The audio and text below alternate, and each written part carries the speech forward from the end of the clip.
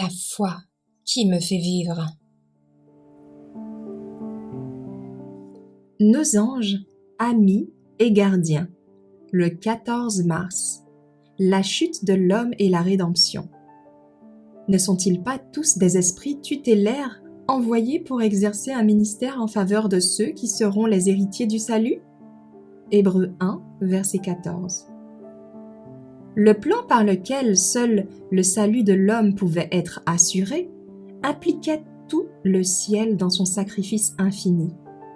Les anges ne purent se réjouir lorsque Christ ouvrit devant eux le plan de la rédemption, car ils vinrent que le salut de l'homme devait coûter un malheur indicible à leur commandant bien-aimé.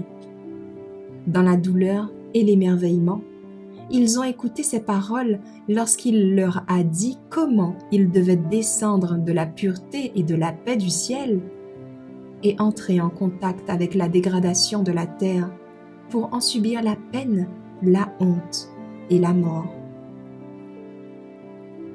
Les anges ont offert de devenir un sacrifice pour l'homme, mais la vie d'un ange ne pouvait pas payer la dette. Seul celui qui a créé l'homme avait le pouvoir de le racheter.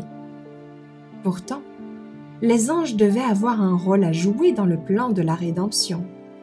Le Christ devait être fait un peu plus bas que les anges pour souffrir la mort.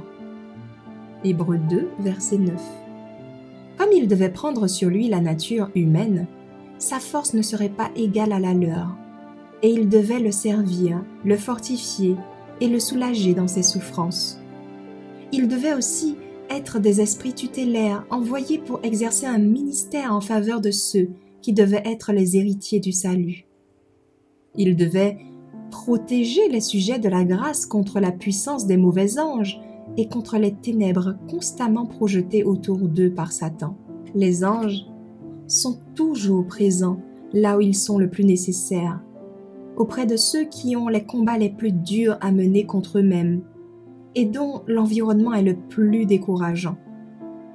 Les âmes faibles et tremblantes, qui ont de nombreux traits de caractère répréhensibles, sont leur charge spéciale.